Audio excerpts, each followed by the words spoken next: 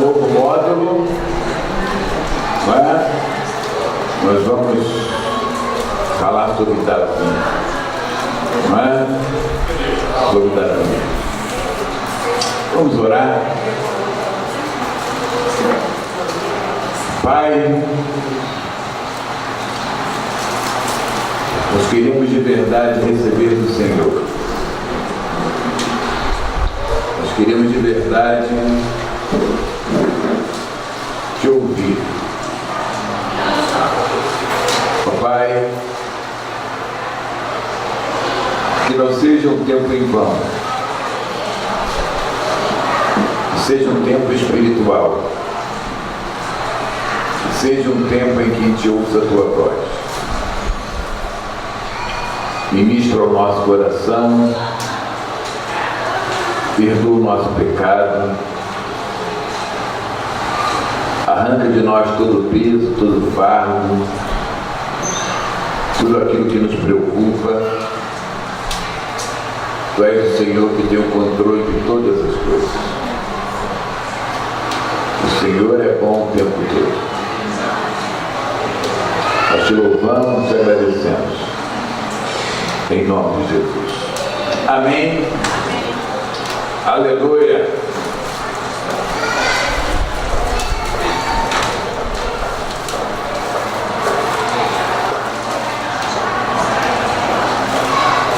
Amém. Nós vamos hoje começar a ter lições sobre Davi, sobre a vida de Davi. É interessante essa leitura diária que nós fazemos, né? Nós estamos aqui na igreja, né? E como nós começamos já há um tempo a ler sobre Davi, 1 Samuel, 2 Samuel, e Salmos, 1 Crônicas. E no meu coração, fiquei bem encantado com a história de Davi. É uma história que tem muitas lições. Eu espero que o teu espírito esteja aberto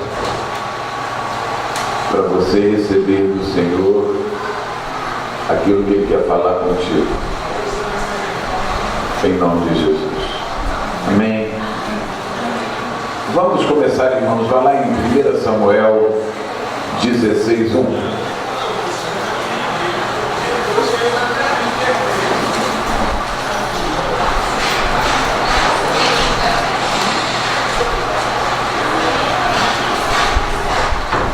Samuel 16, 1.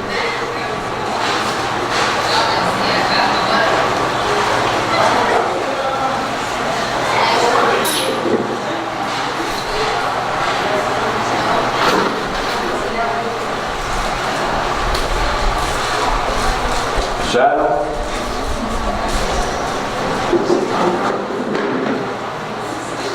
Vamos lá? Disse o Senhor a Samuel: até quando terás pena de Saul, havendo eu rejeitado, para que não reine sobre Israel? Enche um chifre de azeite e vem. Enviar-te-ei a Jessé, o belemita, porque dentre os seus filhos me provi de um rei. Quem conhece um pouco a Bíblia sabe, né, que o povo quis um rei, o povo de Israel, foi dado Saul, mas Saul não tinha um coração reto diante de Deus. E numa hora em que Saul pisou na bola, Deus disse que acabou o tempo de Saul. Deus olhou para isso e pensou: acabou o tempo de Saul. E Deus, no coração dele, tinha escolhido alguém. E era um filho de um homem chamado Jessé. E dali Deus escolhe Davi.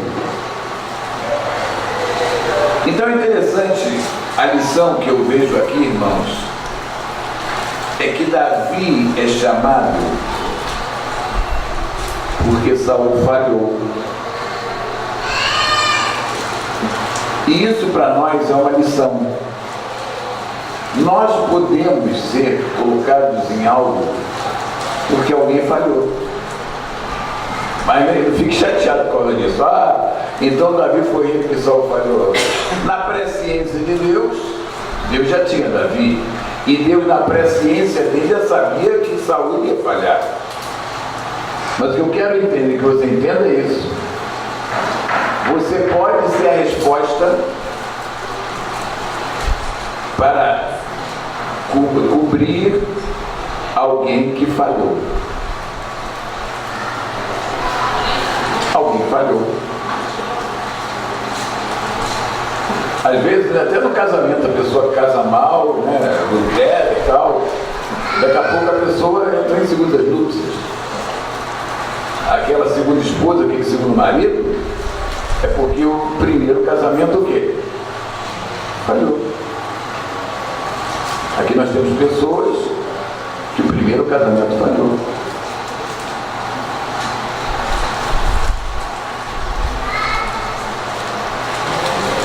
Isso tem que ser bem trabalhado em nós, né? Você pode pensar, poxa, quer dizer que se o cara não tivesse falhado, eu não entraria? Não fica perguntando isso. O importante é que você foi escolhido por Deus para suprir a falha de alguém que teve que sair da posição que está. Amém? Davi se torna rei porque o Senhor rejeitou a Saul.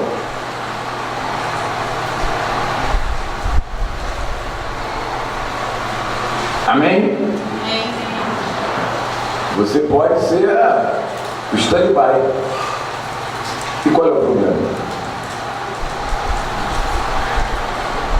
E qual é o problema? Também pode ser tirado. Quem? Também pode ser tirado. Sim, como Saul foi tirado, né? Não é verdade? Como Saul foi tirado, né? Mas como o nosso assunto é Davi, o que eu quero dizer é o seguinte: Davi entrou porque alguém falhou. Então não fica disponível nas mãos de Deus, porque você pode entrar em algo porque alguém falhou. Amém? 1 Samuel 16:7.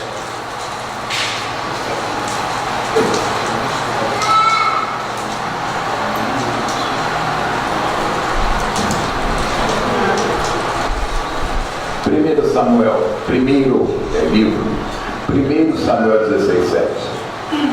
Vamos lá? Porém o Senhor disse a Samuel: não atentes para a sua aparência, nem para a sua altura, porque eu rejeitei, porque o Senhor não vê como vê o homem. O homem vê o exterior, porém o Senhor vê o quê? Coração. Aqui, o Senhor está dizendo que não é que ele rejeitou Saul aqui. Aqui é que Samuel vai escolher, o Senhor manda ir lá entre os filhos de Jessé para lá escolher o rei. E primeiro vieram os filhos mais velhos, altos, com cara do rei. Um deles chamava Eliabe, não é? Vieram os filhos de Jessé, um cara de rei. Mas o Senhor disse para Samuel: Samuel, nenhum deles. E no final da história, vem um garotão lá, um jovenzinho. E Deus diz: é esse, pode ungir. Então, na verdade, irmãos, Davi não foi chamado por causa da sua aparência, por causa das suas características pessoais. Davi foi chamado porque Deus tinha um plano para Davi. E o texto diz que o Senhor não vê como vê o homem. Irmãos, isso tem que dar um temor a gente, assim, né? A gente tem que ter um temor diante disso. Deus não vê como vê o homem. O texto diz que o homem vê o quê? O exterior. E Deus vê o quê? O coração.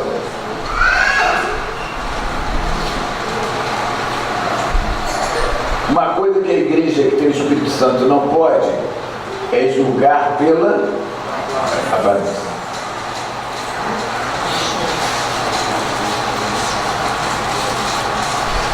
E crendo que as pessoas também o quê?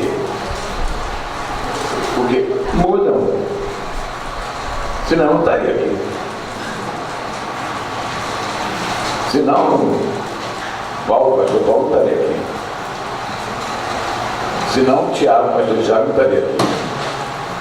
Senão o Sandro não estaria aqui.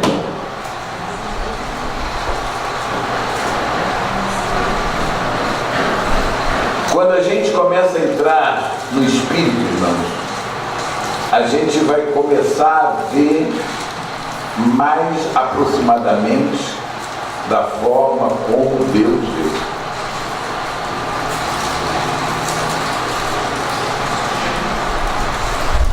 Deus não vê o exterior. Quer dizer, Deus não vê da forma como o homem vê.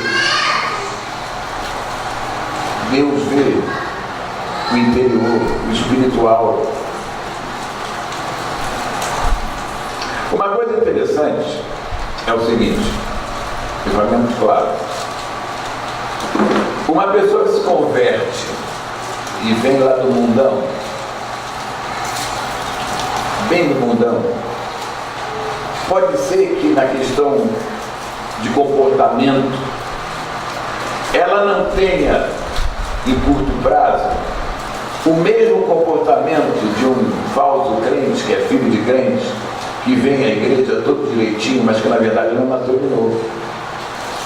Então, se você não tiver olhos espirituais, você pode fazer uma comparação errada. Entenderam o que eu quis dizer? Alguém que tinha uma vida muito ruim e se converte, ele ainda pode ter algumas formas de linguagem, comportamento meio esquisitas. Porque ele não aprendeu, ele não tem uma mentalidade daquele que pelo menos foi criado na igreja. Que faz tudo direitinho, entre aspas, mas que na verdade nunca nasceu de novo. Se a gente vir duas pessoas assim comparadas, vão achar, aquele rapazinho foi criado na igreja, que bonitinho, filho de gente boa, de família boa, e o cara, outro lá, aquele veio lá da coisa ruim e tudo. E aquele amanhã pode passar outro e muito nas coisas de Deus.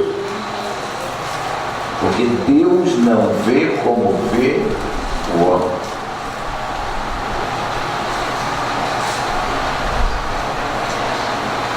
Irmãos, os nossos olhos precisam cada dia mais ser olhos divinos, ao invés de olhos naturais.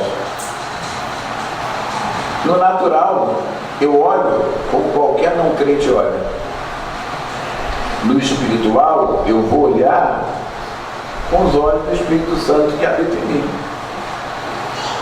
E isso é muito sério, e isso é muito importante.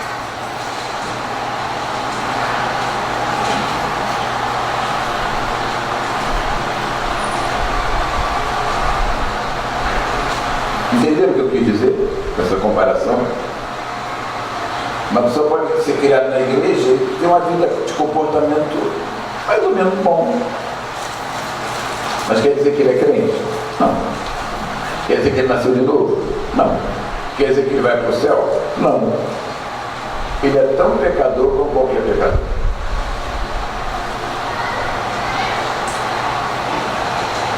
Por isso que há uma diferença entre vida espiritual que pulsa e vida natural de bom comportamento. Uma pessoa não crente pode ter um bom comportamento, pode ser um bom marido. Pode, irmão. Pode. Mas isso, de certa forma, é até ruim, entre pode se enganar. Talvez aquele que tem uma vida bem errada saiba que tem a vida errada e se volte para Deus de todo o coração.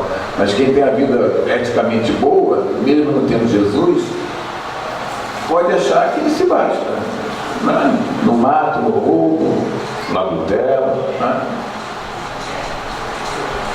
E a gente que é antigo de igreja, a gente vê que antigamente, sei lá, as pessoas valorizavam isso, né? O cara levou a família, mas não nasceu de novo. Não teve uma experiência verdadeira com Jesus. Mas era boa gente. Respeitador, bom trabalhador, amigo do Evangelho. Gente, isso aqui é muito sério. Que nós não nos enganemos. Se alguém não nascer de novo, não pode ver o reino de Deus. Que nós não nos enganemos. Se alguém não nascer de novo, não pode ver o reino de Deus. Estão entendendo essa palavra?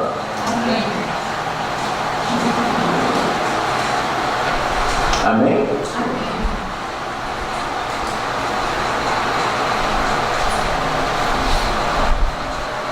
Davi foi escolhido não pela aparência.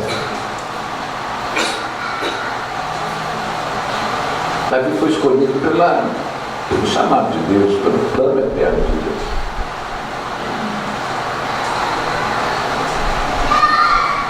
E aí vem a história de Golias, né, irmão? A história de Golias é uma história interessante, né? Golias era um filisteu e ele afrontou o povo de Israel, o povo de Deus. E claro, entrou em crise. Por quê? Ele tinha de altura 6 côvados e um palmo. Um côvado é mais ou menos meio metro. Se um côvado é mais ou menos meio metro, quanto mais ou menos que Davi mediu, que o Golias media? 6 côvados e um palmo. 3 metros. 3 metros. Sei lá, 3 metros. Gente, ele ia ficar em pé aqui, né, irmãos? O peito aqui é quanto?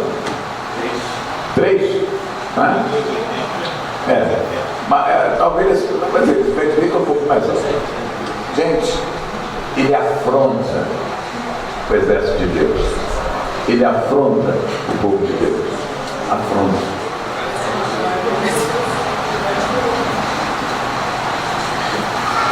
Abra lá em 1 Samuel 17:4.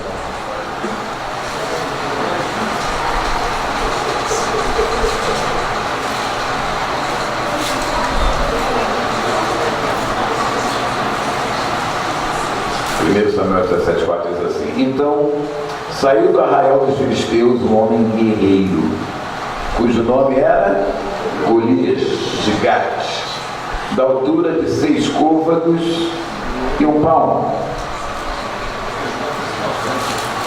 Vamos aplicar, irmão, na nossa vida. Isso aqui fala que muitas vezes o inimigo se manifesta contra nós de forma muito grande. Às vezes o inimigo vem, irmãos, e parece muito grande.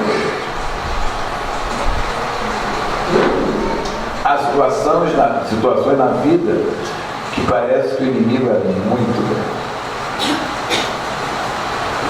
Então, Golias.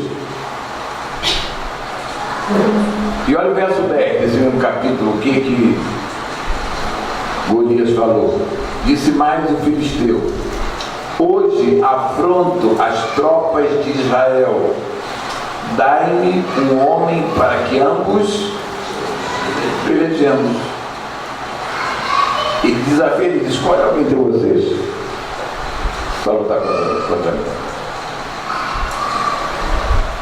Aí o Davizinho aparece na história.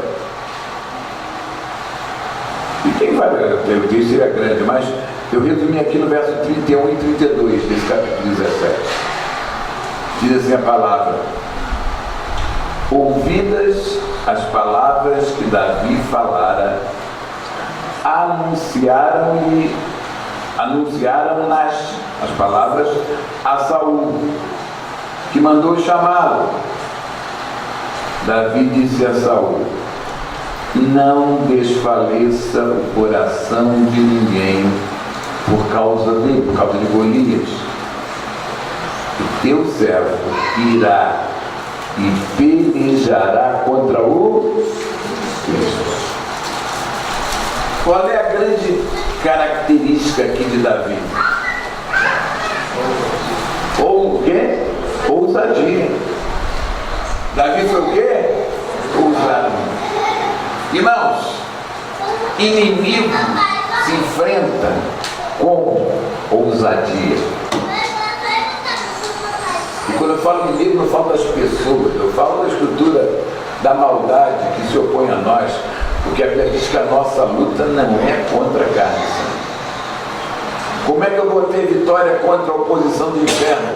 Irmão, sendo ousado, sendo corajoso,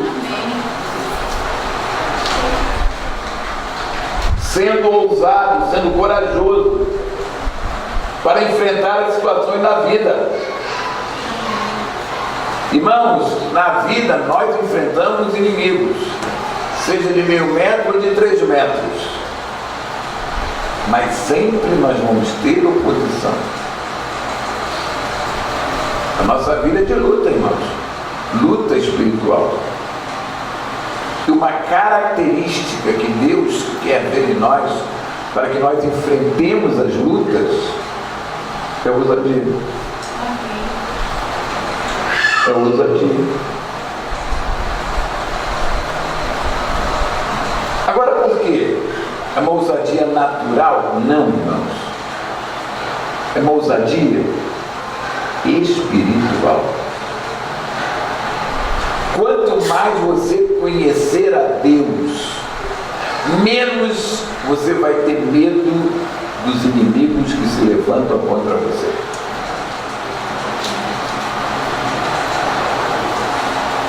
Mas as minhas emoções às vezes batem, aquele negócio bate, gente, claro. Eu preguei sobre isso aqui, eu acho que estou meio atrasado. As emoções, irmãos, elas são atingidas, mas uma coisa é você sentir medo, outra coisa é você ter medo. Entendeu o que eu estou falando? Há uma diferença de você sentir medo de você ter medo. Sentir medo não tem. Mas ter medo é você dar ninho ao medo. É você aninhar o medo no teu coração. Isso é ter medo. Isso é assumir o medo. O sentimento de medo, ele bate. Não é? Mas ter medo é porque você deixou o sentimento começar a criar raiz em você diante da circunstância diversa que você está enfrentando. Irmãos, a Bíblia diz que o perfeito amor lança fora o medo. O perfeito amor lança fora o medo. Aleluia.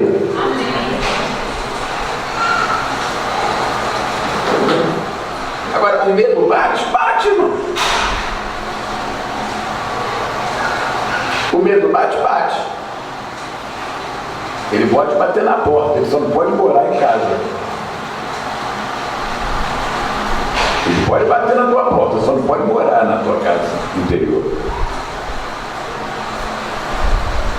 Amém? E é interessante que os irmãos, né, eu não botei o texto aqui, mas você vê esse capítulo, os irmãos, né, de Davi, criticaram ele, porque chegou lá no meio da guerra, estão, né, franzindo, estão... Isso quer dizer, irmãos, que quando você for ousado e corajoso para enfrentar lutas, você pode ser criticado.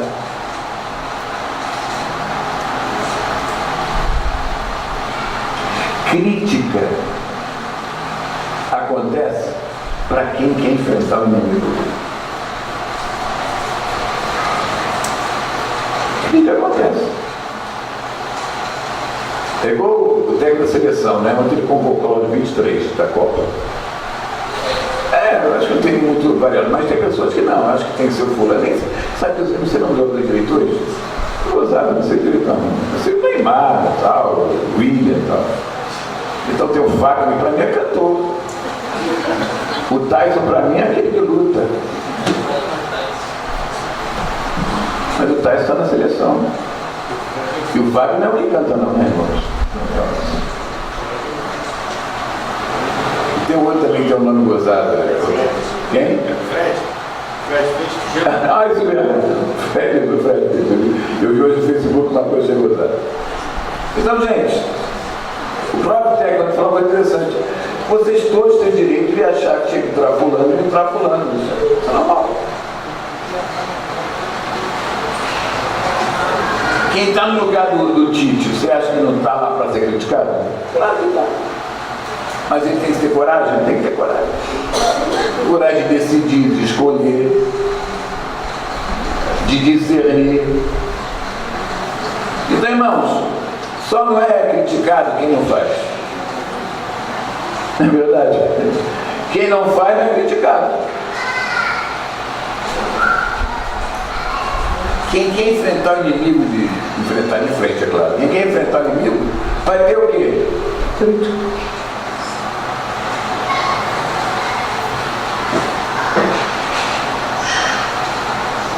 Estão entendendo? Mas olha o verso 37 desse capítulo ainda, o que Davi fala. Disse mais Davi, verso 37. O Senhor me livrou das garras do leão e das do urso. Ele me livrará das mãos deste filisteu. Então disse Saul a Davi: vai-te, e o Senhor seja contigo. Eu acho aqui muito legal, porque mostra que experiências de luta, de dificuldade na nossa vida, que nós ultrapassamos e vencemos, elas são ponte para nos preparar para as próximas lutas. Luta, irmãos, tem um fim proveitoso. Claro, se eu não abrigar o medo e retroceder. Luta tem um fim proveitoso. O que Davi disse para Saul? Saul, fica tranquilo, eu já enfrentei o leão, enfrentei o urso. Eu acho que isso aqui tudo foi um pré-vestibular para eu passar para enfrentar Golias.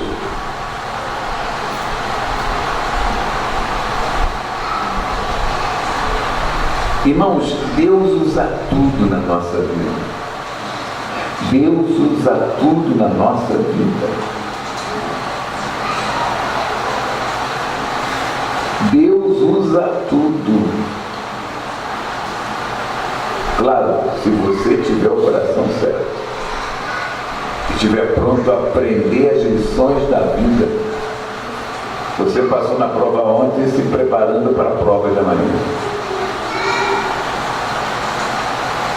Amém?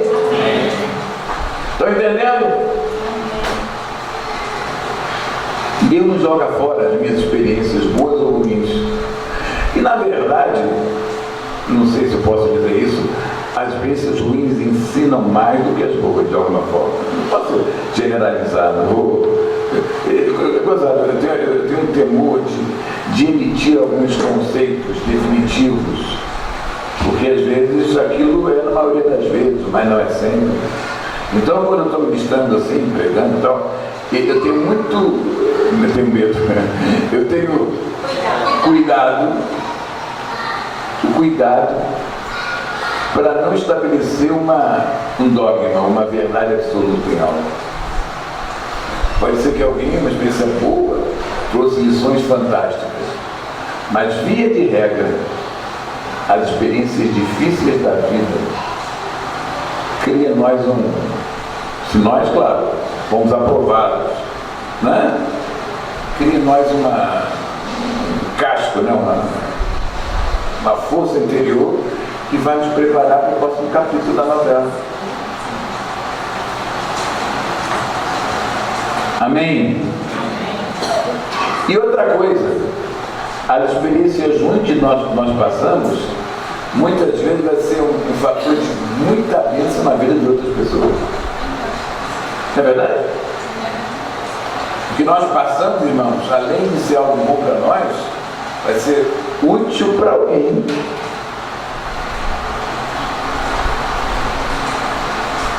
Amém? Útil para alguém. Então, a experiência de Davi com o leão e com o urso preparou Davi para o gigante.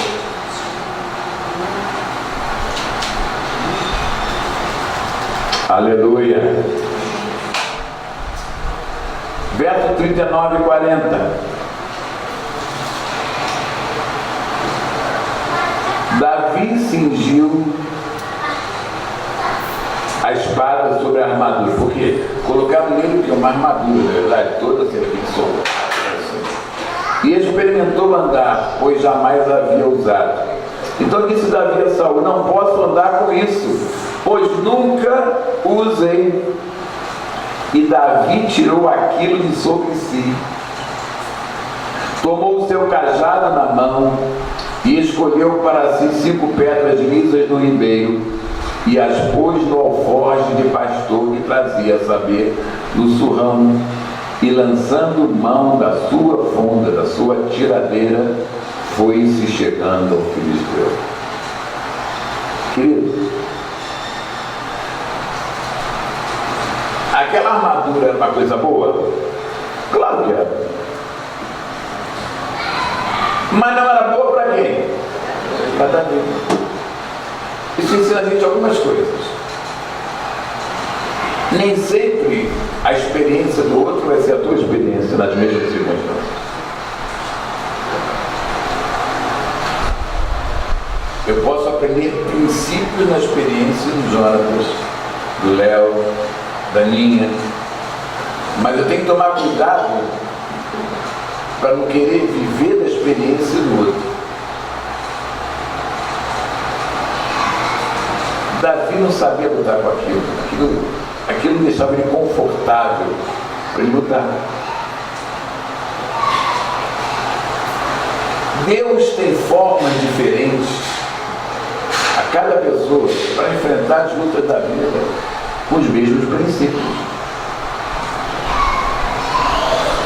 Porque nós somos pessoas diferentes. Às vezes nós queremos impor ao outro uma experiência nossa que deu certo. Claro, os princípios eles são sempre úteis, mas cuidado para não querer impor ao outro a tua experiência. É verdade?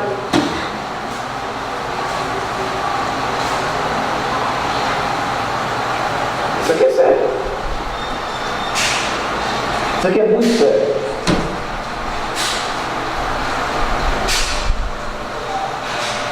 Jesus, uma vez curou um cego, cuspiu na terra e botou na terra no olho da pessoa. Mas Jesus curou todo cego assim? Não. Imagine criar uma doutrina do cuspo santo. E às vezes acontece isso.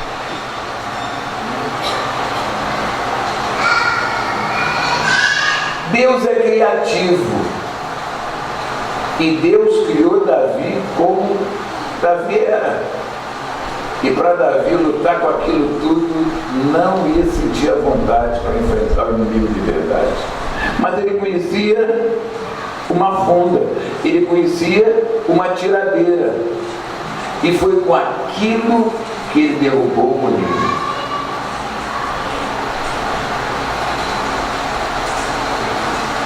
Deus usa Davi para enfrentar Golias de forma excêntrica.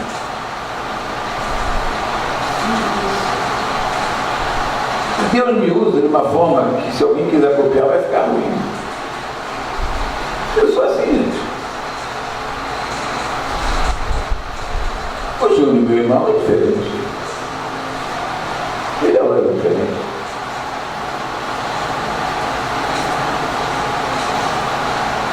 Você está entendendo? A gente tem que entender isso com muita clareza. Deus quer que você enfrente a vida como Deus te fez. Como Deus te fez.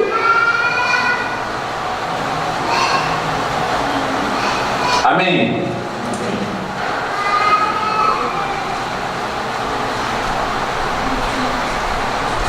Não queira copiar as formas.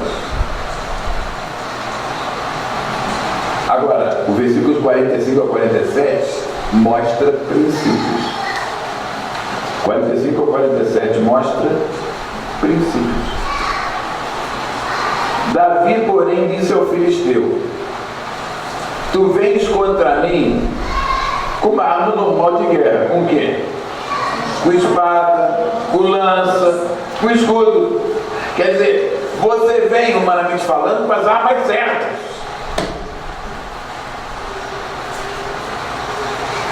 Nem sempre as armas certas, ou humanas certas, me fazem vencer o inimigo. Nem sempre o que é politicamente correto me faz vencer o inimigo. Nem sempre você está tudo direitinho e faz vencer o inimigo. E nós temos que olhar isso com muito cuidado.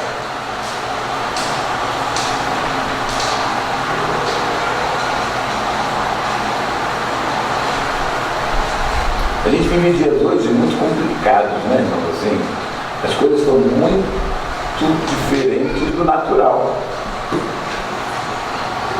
Você imagina agora, já vai ser julgado no tribunal aí, o cara que está casado com 2 mulheres. Não é? Lá no CN Justiça, sei lá, CN, sei lá quantas, não é? E lançar esse assunto, e o cara vai poder ser casado com 2 mulheres? Isso no Brasil, irmãos. Isso não é na África do Sul. Quando eu fui na África do Sul com a minha mulher, nós fomos nas tribos que o homem tinha 5 mulheres. E as mulheres que pediam mais mulheres com o marido. Por quê? Porque lá quem fazia o trabalho para a mulher. Quanto mais mulher, mais divisão do trabalho. Quem pedia para o marido da outra mulher não era o homem, não, irmão. Era a mulher. Porque ela pensava assim, pelo menos mais uma que vai trabalhar aqui na roça, carregando coisa por grandes distâncias. É sério. A gente vive tempos hoje muito difíceis, né? Muito difícil. Muito difícil. Eu não falo nem pelo casamento do mesmo sexo, uma coisa que o Brasil hoje já é uma coisa, né? Até a bailarina do Faustão casou com outra mulher, em festa e tudo. E com um pastor gay que fez o casamento. Mas veio uma bailarina do Faustão, que é uma mulher bonita, né? Tu viu isso, Léo? Não? Tu viu o Faustão? Não? Não, porque não dá tempo de estar na igreja, né? Verdade, eu nunca gostei de Faustão, não, verdade. Silvio Santos até eu vejo no Faustão, tá? Eu acho meio chato. Mas vamos lá. Davi diz, o Golias, você vem contra mim com espada e com lança e com escudo. Agora, eu vou contra ti como? Em nome do Senhor dos Exércitos. O Deus dos exércitos de Israel, a quem tens? Como é que eu vou enfrentar em batalhas, irmãos, dos inimigos? No nome do Senhor.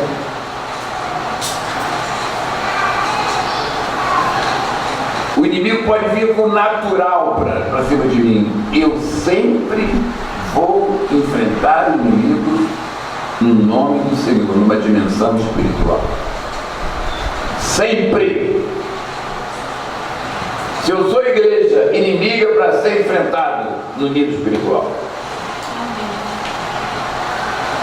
Mas tem muito crente, sei lá, que tem nome de crente, que é absolutamente natural nas suas guerras. São absolutamente iguais a qualquer pessoa que não tem Jesus. Verdade ou não é?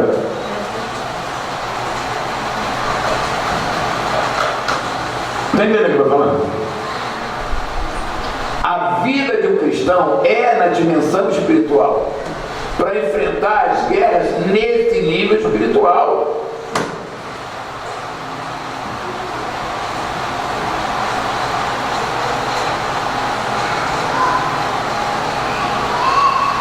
Amém?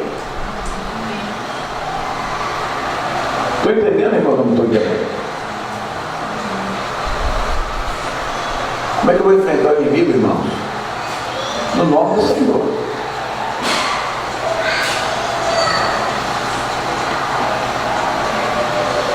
Verso 46. Hoje mesmo o Senhor te entregará nas minhas mãos. Ferir-te-ei, tirar-te-ei a cabeça. Gente, o cara é ousado, né? E os cadáveres do arraial dos filisteus darei hoje mesmo às aves dos céus e às bestas feras da terra, e toda a terra saberá que há Deus em Israel. Agora no verso 47, irmãos. Saberá toda esta multidão que o Senhor salva, não com espada, não com lança, não com estratégias naturais, porque do Senhor é a guerra, e Ele vos entregará nas nossas mãos. Glória a Deus. Por que o Golias, o gigante, era todo cheio de si?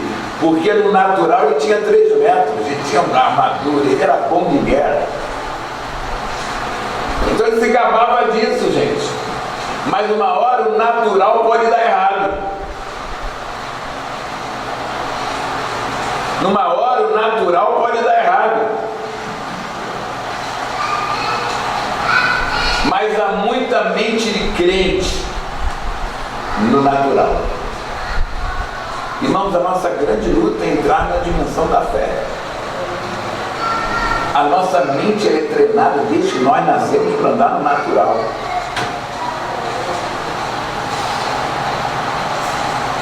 Isso é sério, gente. Por isso que a gente só vai até onde a nossa visão vai, gente.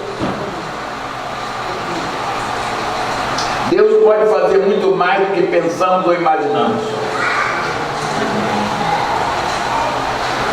Não há pessoa inatingível pelo poder de Deus. Não há pessoa inatingível pelo poder de Deus.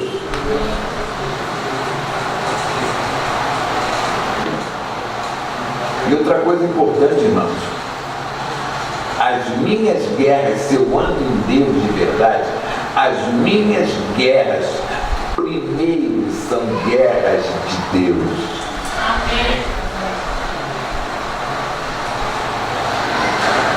Se eu ando em Deus, as minhas guerras são antes guerras de Deus. Glória a Deus. Aleluia. Glória a Deus.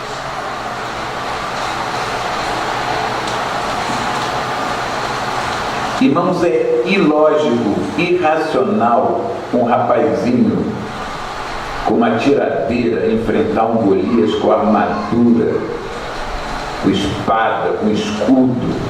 É irracional, é inimaginável.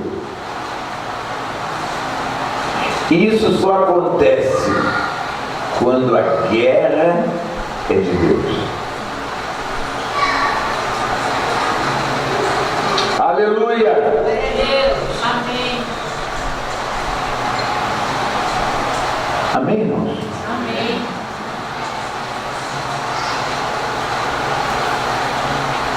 Irmãos, é por isso que a oração em línguas é uma coisa muito importante. E quando eu entro na oração em línguas, vou orando, gradativamente o meu espírito vai influenciando a minha alma, para que a minha alma se alinhe ao espiritual do meu espírito.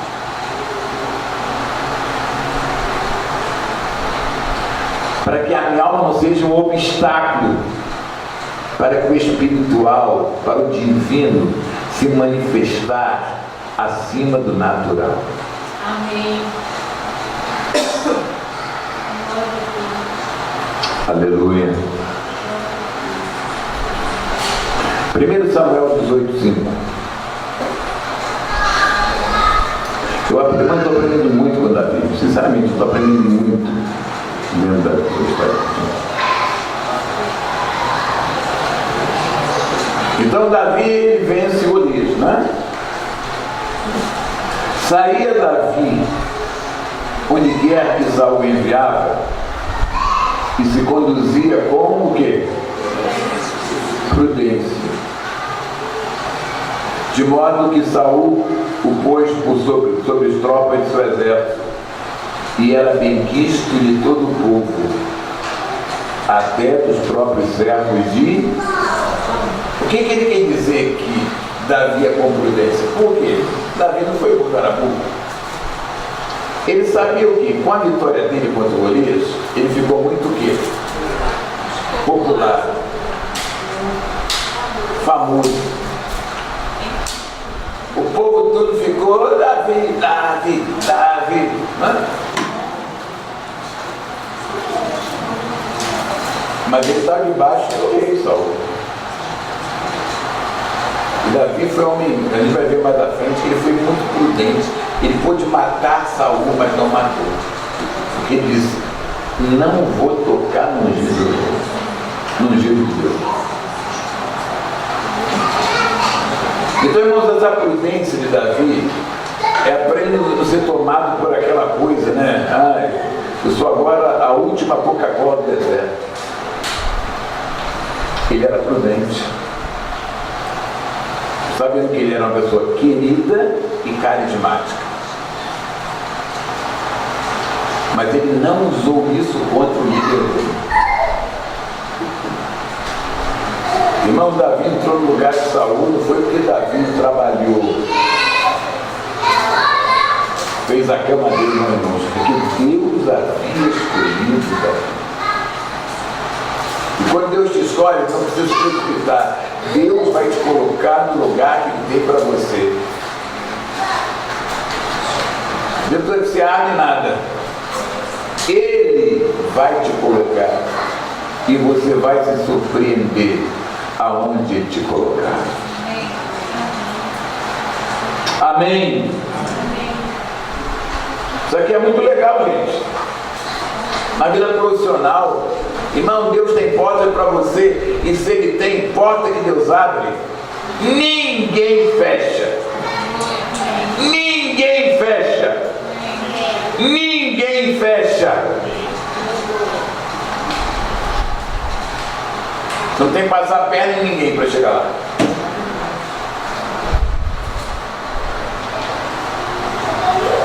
Amém?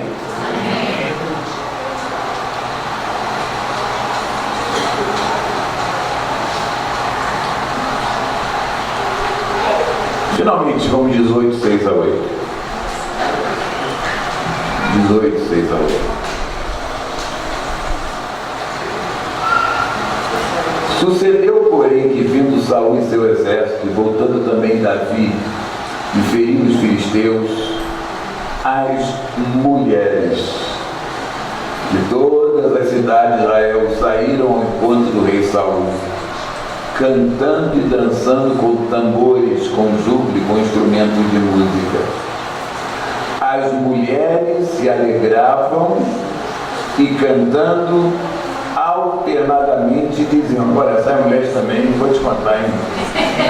Mulheres, essas mulheres também foram sem sabedoria alguma, não é verdade? Não é verdade mesmo? Elas foram sem sabedoria, gente. Olha o que é que elas cantaram. Saul feriu seus milhares, porém Davi feriu os seus 10 milhares. Gente, que mulheres sem sabedoria. Verso 8. Então Saul se indignou muito, pois estas palavras lhe desagradaram em extremo, e disse: 10 milhares deu elas a Davi, e a mim somente milhares. Na verdade, que lhe falta, senão o quê? Não imaginava que já ia faltar mesmo, né? Eu falei para o domingo aqui, acho que foi de manhã, não sei se foi de manhã de noite. O perigo das comparações.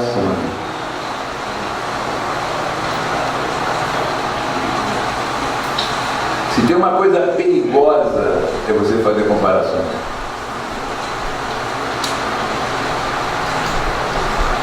Porque Deus não vê como vê o quê? Às vezes, o chamado de alguém aparece mais do que o chamado do outro. São chamados de Deus da mesma forma, mas são de forma diferente. Quer dizer que um é mais do que o outro? Claro que não. Claro que não. Claro que não.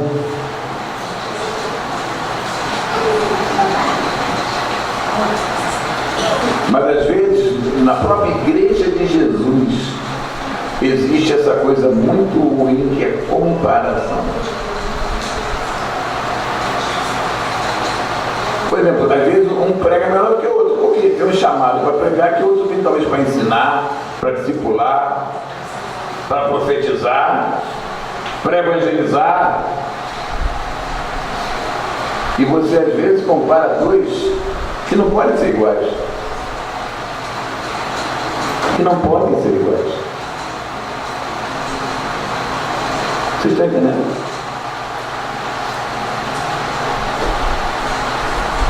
Cuidado, filhos são o quê? Diferentes. Só o Léo que não tem esse problema. O Léo tem problema. Larissa é uma só.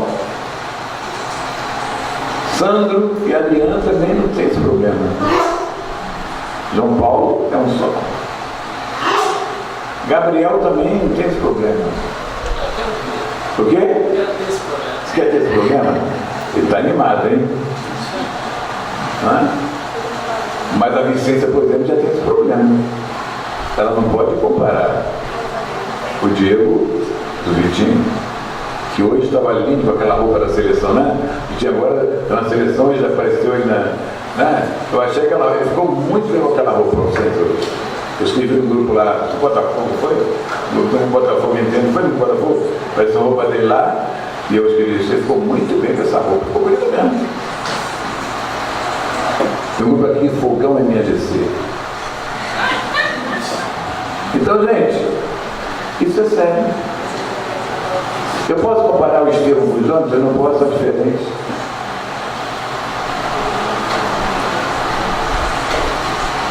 É diferente. E a Débora é bem diferente dos dois.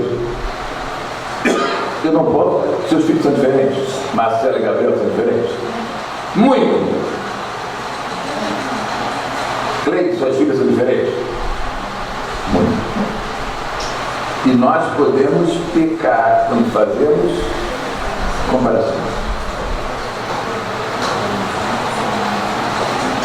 E quando a gente quantifica resultados que são inquantificáveis, estou usando uma palavra nova, neologismo, que são inquantificáveis.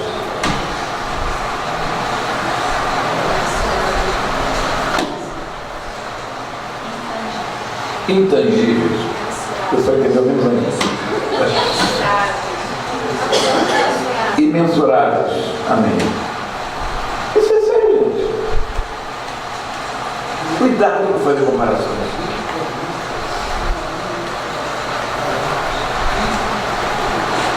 Ontem, por exemplo, eu assisti o jogo Botafogo Fluminense. O Fluminense merecia ganhar de muito ontem. O Fluminense merecia ganhar de muito ontem. Gente, o Botafogo ganhou o jogo ontem, 2-1.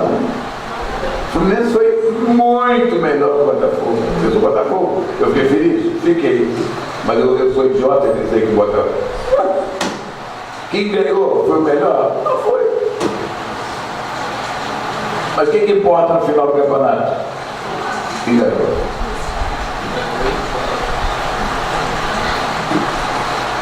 Então, gente, eu quero terminar com essa palavra. Cuidado com as comparações. Você pode comparar a tua vida. A tua vida tudo bem. Como você é, você é hoje. Hoje eu não sei. Se fosse tempos atrás, o que eu estou passando hoje, eu teria uma reação muito diferente. Eu vejo na minha vida. Claro, eu posso olhar para as pessoas e me alegrar com o avanço delas. Isso é diferente. Mas cuidado por não fazer a comparação entre duas pessoas. E muitas vezes nós fazemos e externamos. Isso pode trazer grandes prejuízos. Amém? Especialmente a questão de família, né?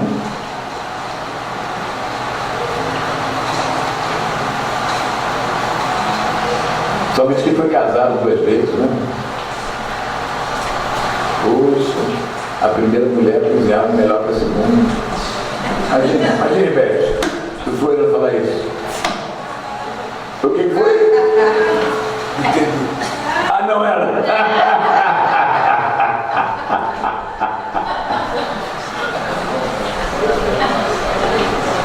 Se o Thiago falasse isso, imagina. Se o Jorge falasse isso, se a Neila falasse para o Jorge. O quê? São iguais aos filhos. Não, mas você esposa, ela teve o marido dela, o outro. Né? É verdade. Isso é sério, gente. A Daniela também não pode comparar maridos. Em nome de Jesus. Fecha a boquinha. Isso é sério. Isso é sério, gente. Isso traz problemas muito difíceis. Pessoas são diferentes. Diga, pessoas são diferentes.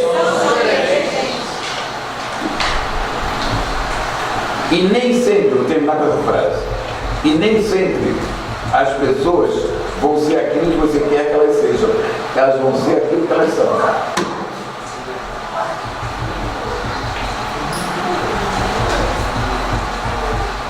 Amém? As pessoas não são aquilo que você quer que elas sejam. Irmãos, cuidado com isso. Você pode ser um fator para a pessoa ir melhorando. Claro, não é isso que eu estou falando. Mas as pessoas são diferentes. Têm temperamentos diferentes. Têm criações diferentes.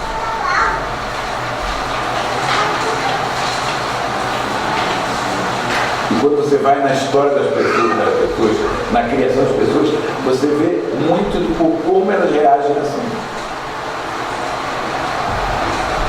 Esse negócio de superação pessoal tem que ser você para você, não você para separar o outro. Muito bem, Débora. Entendeu o que a Débora falou? Você tem que superar, olhando para o outro para ser melhor que o outro. Você tem que superar para poder ser melhor do que você hoje. Amém? Ah, eu queria ser como apóstolo. Não, irmão, eu peço apóstolo. Eu tenho virtudes e tenho algumas dificuldades. Claro que as virtudes são muito grandes. São sérias. Essa mulher é uma mulher tremenda. Mas é a pessoa. E ela, quando olha para mim, eu acho que a vida ela tem. Nessa área podia ser melhor. Claro que ela está certa. Não é? Isso aqui tá. Não. Mas eu sou marido dela. Eu sou aquele que Deus escolheu para ela. Eu não sou marido que ela sonhou. Essas coisas assim, eu sou marido que eu sonhei. Tudo eu gosto então, sabe? Eu olha só. Eu não sei se ela sonhou com o marido que eu sonhei. Eu acho que eu tenho que sonhar, mas eu tenho que crer que Deus tem melhor para você. E viver assim. E viver a cada dia. Vamos orar? Vamos ficar de pé e vamos orar? Pai, muito obrigado por essa noite boa, por esse tempo de reflexão. Enquanto refletimos, nós deixamos que a Tua palavra penetre o nosso coração, que ela nos mude, que ela nos transforme. Leve o Teu povo em segurança, em nome de Jesus. Amém. Vá na paz do Senhor Jesus. Amém.